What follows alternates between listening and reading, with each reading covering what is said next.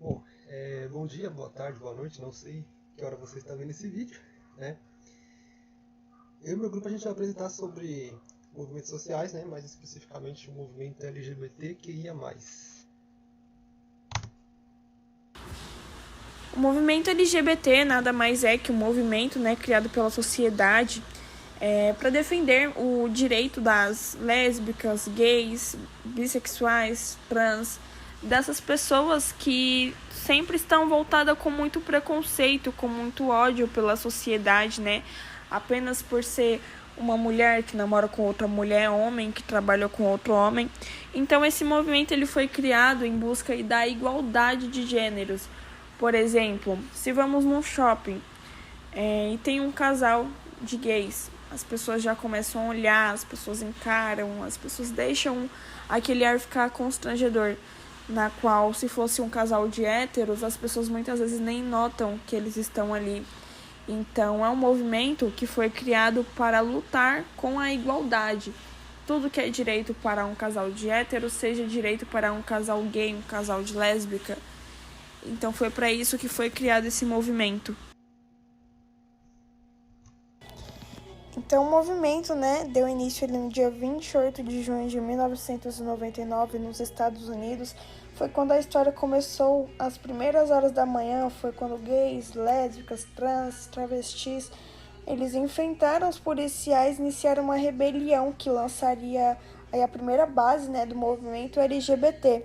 Então, o episódio ele foi conhecido, ficou conhecido como Stonewall Riot, que foi a rebelião de Stonewall, e teve duração de 6 dias, com uma resposta às ações arbitrárias da polícia, que sempre, os policiais sempre estavam humilhando esses bares gays, revistas, enfim. Então, foi por isso que esse episódio foi começado, um marco zero do movimento LGBT contemporâneo, e por isso que no dia 28 de junho ficou comemorado, sempre comemorado mundialmente, o Dia Internacional do Orgulho LGBT.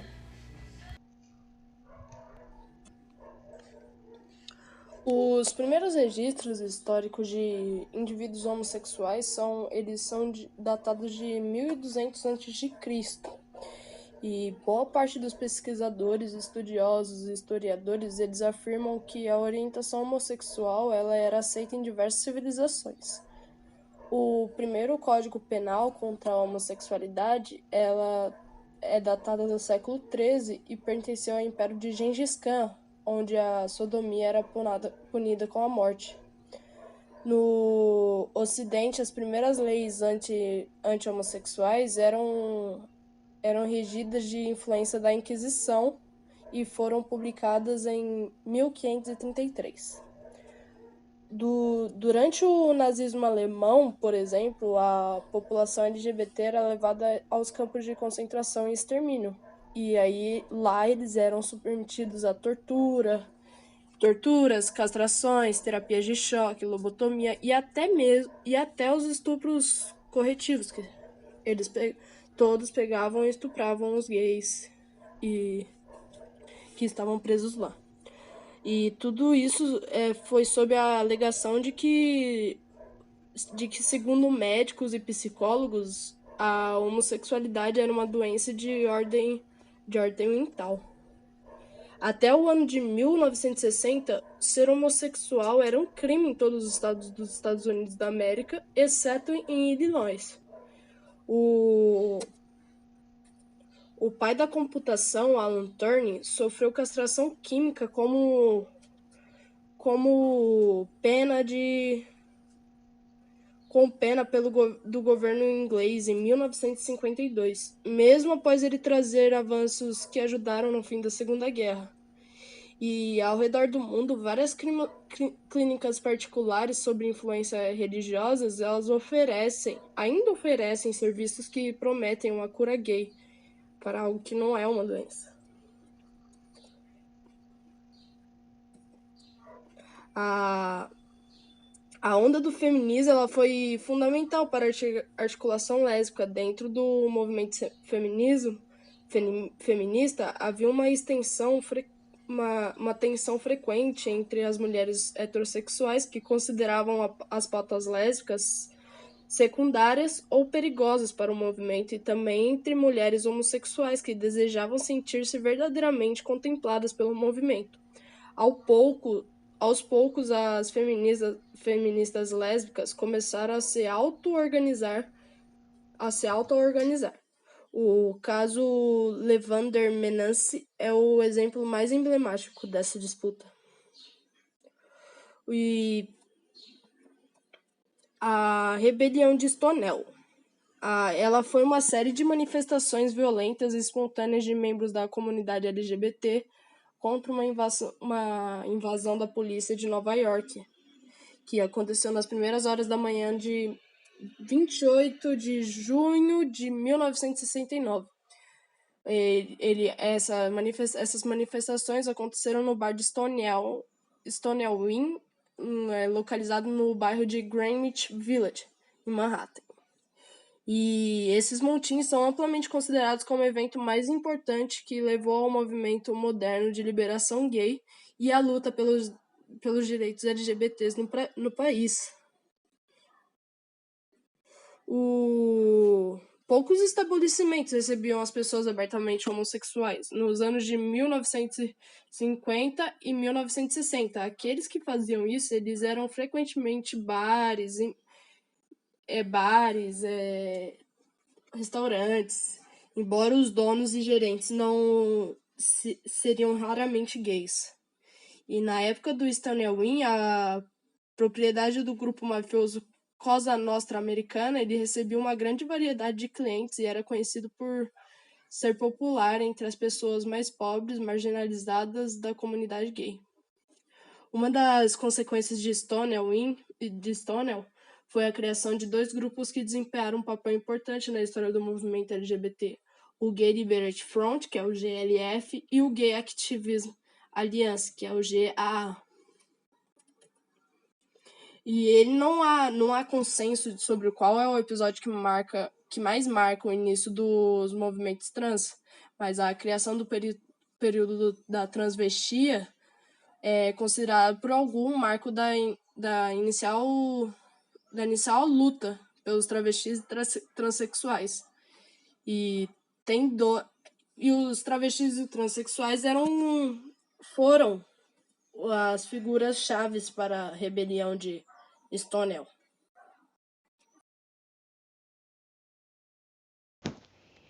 Então, agora eu vou falar sobre as conquistas, né, do movimento LGBT+. E a primeira conquista é a rebelião de Stonewall, que aconteceu em Nova York, né, no ano de 1969, no dia 28 de junho. E o que significa nessa rebelião? Como a Letícia já explicou, nas primeiras horas da manhã, né, nesse dia, gays, lésbicas, travestis e drag queens enfrentam policiais que promoviam batidas e revistas humilhantes em bares gays da cidade. Essa rebelião teve a duração de 6 dias, né, e foi o marco inicial da luta pelos direitos LGBT nos Estados Unidos e no mundo. E a partir dela, né, muitas marchas pela luta dos direitos LGBTQI+, tiveram início e permanecem até hoje como as paradas do orgulho LGBT. né? A próxima conquista foi em abril de 1974, que é a homossexualidade deixa de ser considerada uma doença mental nos Estados Unidos, né? E então, nessa data, a direção da Associação Americana de Psiquiatria faz uma votação para retirar a homossexualidade da lista de doenças mentais. E 13 dos 15 membros da direção se pronunciam a favor. Essa decisão ela foi contestada por muitos psiquiatras, né, na época, que exigiram sua anulação ou realização de um referendo. E em abril de 1974, o referendo é feito de aprova com 58% dos votos a decisão de retirar a homossexualidade da lista de doenças mentais. A próxima conquista ela acontece em 19 de agosto de 1983, né? Porém, é Stonewall brasileiro, né? E esse marco acontece na cidade de São Paulo, né? Com Xana, O jornal escrito por mulheres lésbicas foi proibido de ser comercializado, né? Isso fez com que as lésbicas, feministas e ativistas LGBTs fizessem um ato político que resultou no fim da proibição da venda do jornal. Esse dia ficou conhecido no Brasil como o Stonewall brasileiro, e no dia 19 de agosto é comemorado o Dia do Orgulho Lésbico. Então, né, em 1985, né, a homossexualidade ela é despatologizada pelo Conselho Federal de Medicina do Brasil. E ali, a partir de 1981, né, um grupo gay da Bahia, ele iniciou uma campanha em nível nacional para a despatologização da homossexualidade. A vitória chegou em 1985, quando o Conselho Federal de Medicina retirou a homossexualidade da lista de doenças. Logo após, em 17 de maio de 1990, a OMS deixa de considerar a homossexualidade como uma doença, né? E isso foi um grande marco ali pro movimento LGBTQI+, né? Claro que todas as outras conquistas foram muito importantes, mas essa foi um passo importante para a compreensão, né, da homossexualidade como identidade sexual que não necessita de cura. Tanto para as pessoas de fora que não fazem parte do movimento LGBTQI+, entender que isso não é uma doença, e tanto as pessoas que fazem parte do movimento e para poderem se aceitar e ser felizes como elas são, né? 1º de abril, agora uma outra conquista, né, foi em 1º de abril de 2001, que a lei do casamento entre pessoas do mesmo sexo entra em vigor na Holanda. A Holanda ela foi o primeiro país no mundo a permitir o casamento de pessoas do mesmo sexo. Na meia-noite do primeiro, né, de abril de 2001, a lei entrou em vigor e o prefeito de Amsterdã, Job Cohen, casou os primeiros 4 casais do mesmo sexo. A nova norma também deu permissão que casais homoafetivos adotassem crianças. Logo após, em 27 de junho de 2003, a Suprema Corte dos Estados Unidos descriminaliza a homossexualidade em todos os estados americanos. Em maio de 2004, o estado de Massachusetts se torna o primeiro dos Estados Unidos a permitir o casamento civil entre pessoas do mesmo sexo. Em junho de 2005, o Canadá legaliza o casamento civil entre pessoas do mesmo sexo, né? A Câmara Baixa do Parlamento do Canadá vota a favor do projeto, né, de lei que legaliza o casamento civil entre pessoas do mesmo sexo em todo o país. Em julho, o projeto é ratificado pelo Senado. Agora, em 1º de dezembro de 2005, a África do Sul declara que negar o casamento entre pessoas do mesmo sexo é inconstitucional, né? Pois o Tribunal Constitucional da África do Sul declara que é inconstitucional negar o casamento a casais constituídos por pessoas do mesmo sexo. O órgão manda o parlamento alterar a lei no prazo de 1 ano, no sentido de permitir o casamento entre pessoas do mesmo sexo. Em dezembro de 2005, as primeiras uniões civis homossexuais são realizadas no Reino Unido, depois da legislação aprovada em 2004. Em julho de 2010, a Argentina é o primeiro país da América Latina a legalizar o casamento entre pessoas do mesmo sexo, né? Em julho de 2010, 33 senadores votaram a favor da lei da legalização de casamento entre pessoas do mesmo sexo e 27 contra. Assim, a Argentina se tornou o 10º país no mundo a permitir legalmente a união homoafetiva. Em 2010, Portugal e Islândia também entraram para o hall de países que aprovaram leis garantindo o direito ao casamento entre pessoas do mesmo sexo. 5 de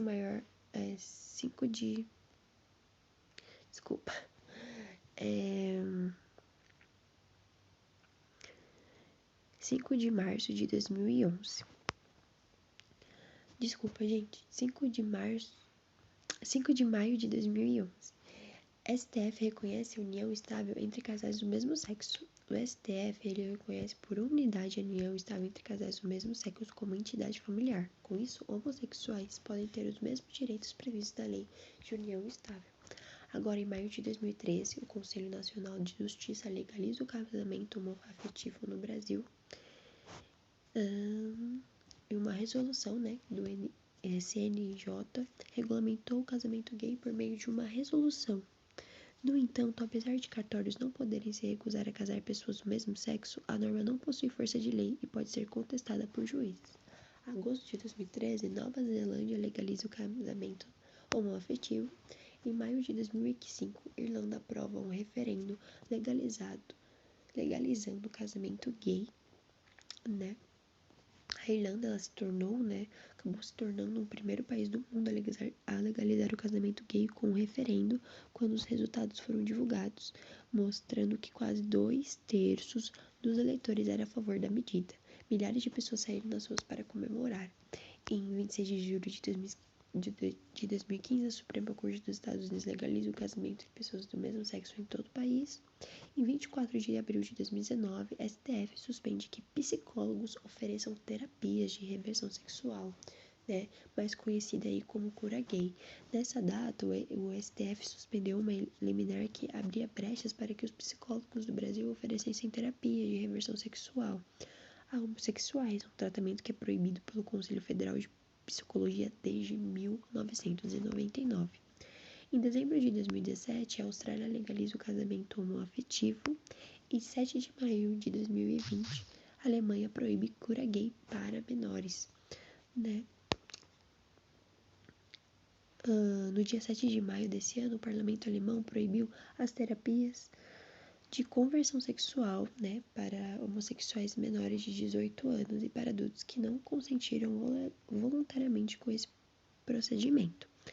A lei também veta a publicidade ou oferta desse tipo de intervenção, além de prever até 1 ano de prisão para quem submeter menores de 18 anos a esse tipo de terapia.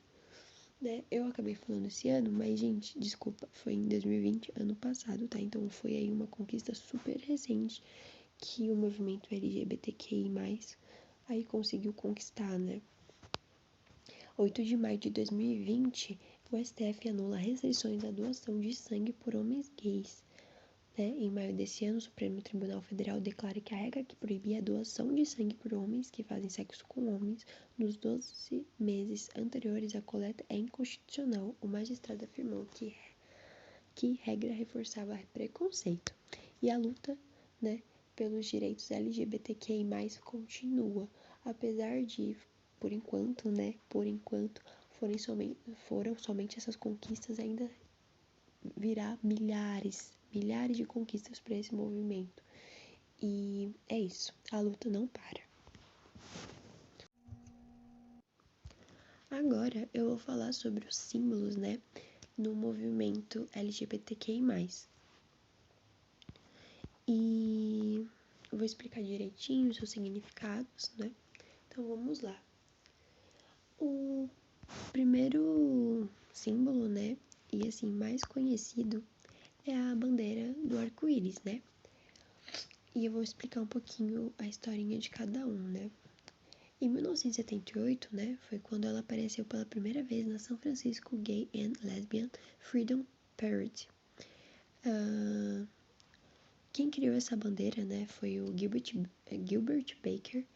Ele criou a bandeira e foi ajudado por 30 voluntários, né, que costuraram e tingiram à mão 2 bandeiras gigantes para a marcha. E essas bandeiras, elas tinham 8 faixas, com cada cor representando partes da comunidade. Né, como vocês veem na foto, e acredito que todos conheçam, né? Agora, o triângulo rosa é um símbolo que não é muito conhecido e acho interessante ser falado, né? Prisioneiros nos campos de concentrações, eles tinham um triângulo colorido, né, invertido para indicar a razão de sua prisão. Então, cada prisioneiro, ele tinha um triângulo colorido. E esse triângulo colorido, ele identificava o que cada prisioneiro era, ou seja, eram grupos. Então, um grupo era um triângulo de tal cor, outro grupo era do triângulo de tal cor, e cada grupo identificava o que esse grupo era, né? Vamos dizer assim. E alguns dos mais comuns eram vermelho para prisioneiros políticos, verde para criminosos comuns, 2 amarelos, os amarelos para os judeus e preto para os crimes antissociais, né? E rosa para os homossexuais. Então, o triângulo rosa, ele era para os prisioneiros homossexuais, né? Agora, o triângulo negro, ele não tipo assim, vamos dizer que ele não está confirmado, sabe, ali no caderninho,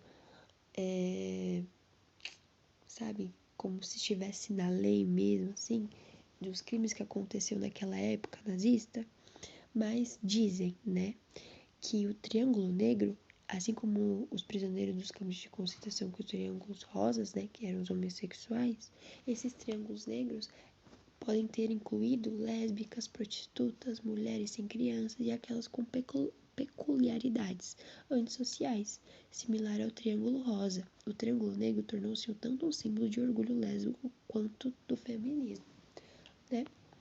O Leprous, né, como vocês veem na imagem, como eu falei, né, só para ressaltar, esse Triângulo Negro, como ele não foi confirmado mesmo, que aconteceu naquela época, vamos dizer, não foi escrito num caderninho ali, com coisas, acontecimentos naquela época, né?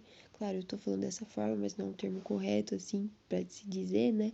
Mas só pra entender, enfim, por isso que eu não achei imagens assim, somente do Triângulo Rosa.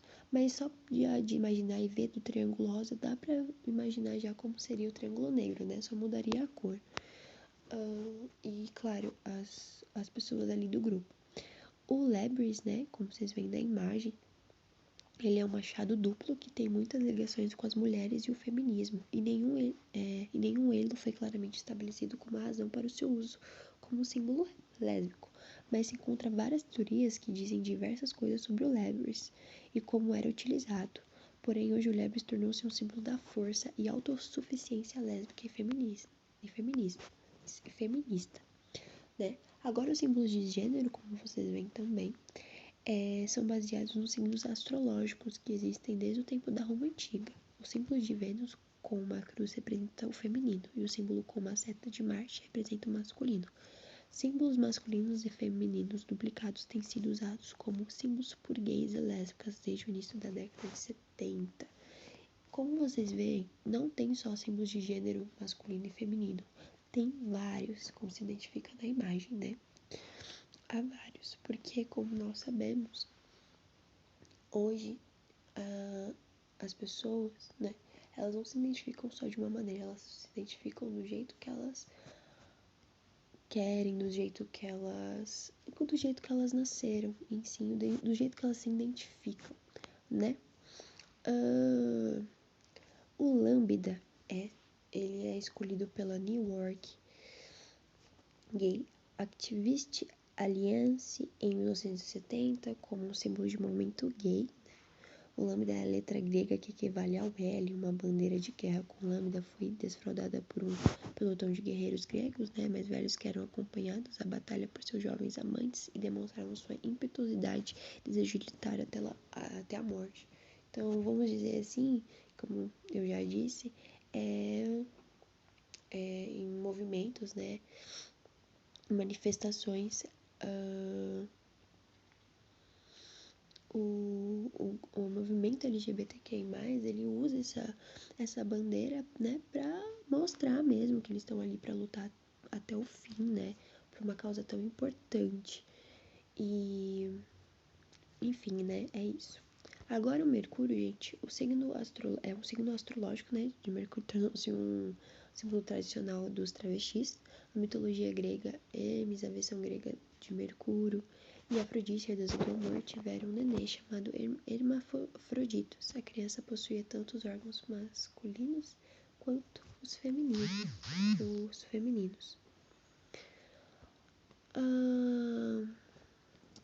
Enfim.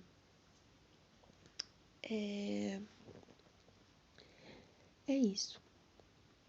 Agora os outros símbolos que eu coloquei alguns, as imagens como Calamus, Let's Love e só. Os outros eu acabei não colocando, porque como são muito conhecidos por nós, sabe? Tipo, o verde, uma fênix, uma gravata vermelha, então não tive essa não senti essa necessidade de colocar porque nós já conhecemos, é uma coisa que já tá aí na nossa memória, já tá gravado. Eu só coloquei mesmo imagens assim que não são muito conhecidas e que seriam de grande, assim, importância, né, colocar. E, enfim. como o calamus, né, que é uma planta atribuída por Walt Whitman como símbolo do amor homoerótico, e Ladslove, planta utilizada pelos poetas do século XXI como símbolo do homossexualismo.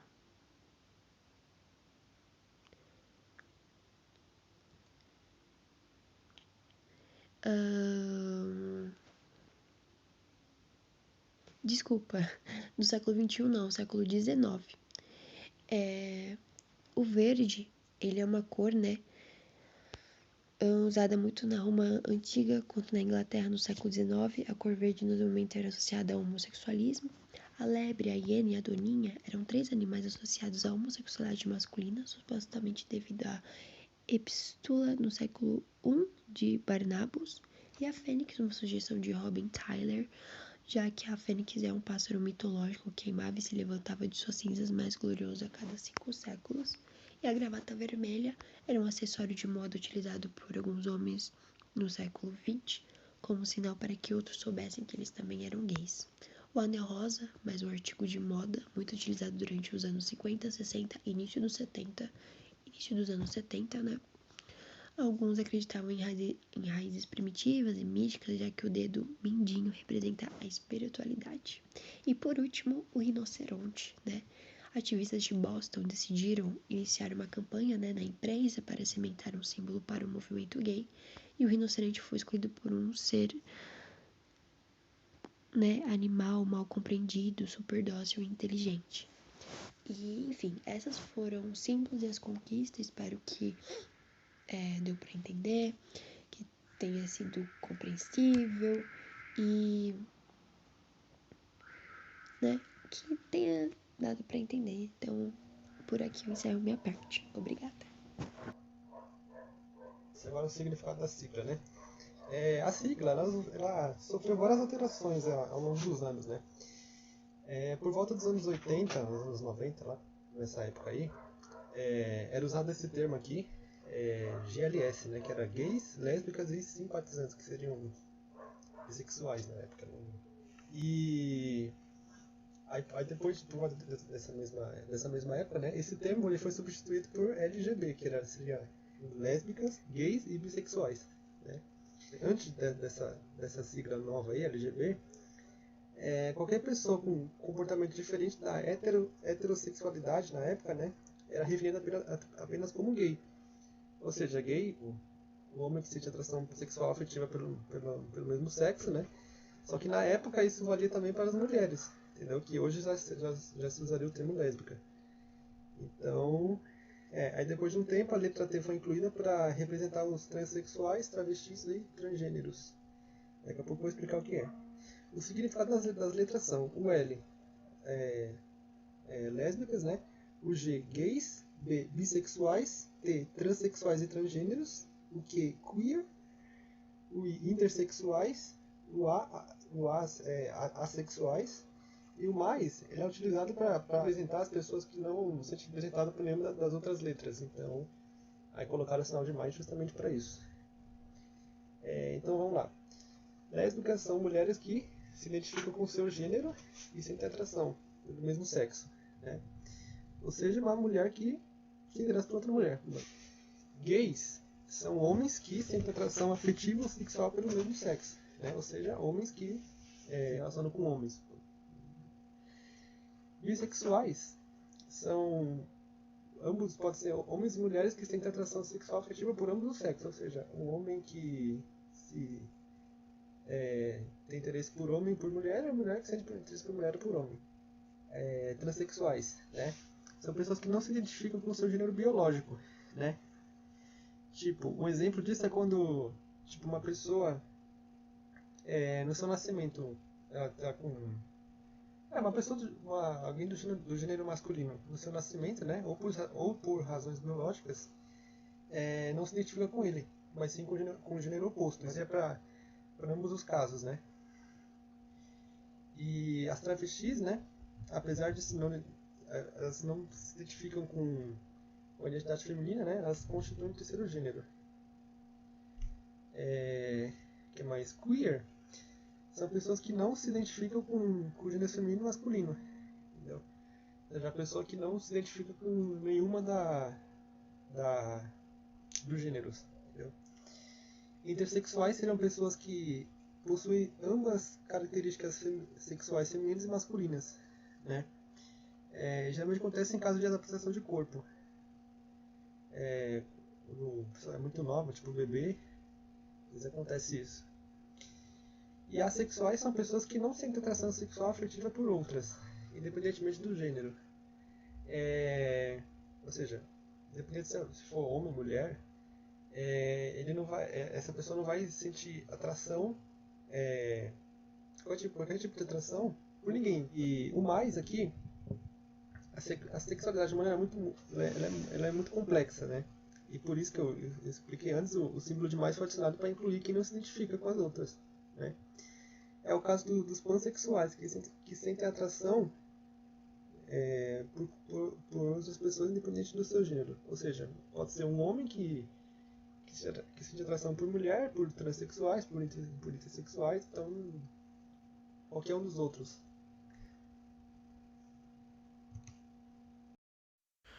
Bom, eu vou falar um pouco sobre a importância do movimento LGBTQIA+. O movimento LGBTQIA+, ele sempre enfrenta bastante ondas de preconceito e de ódio, repúdia, por grande parte da população.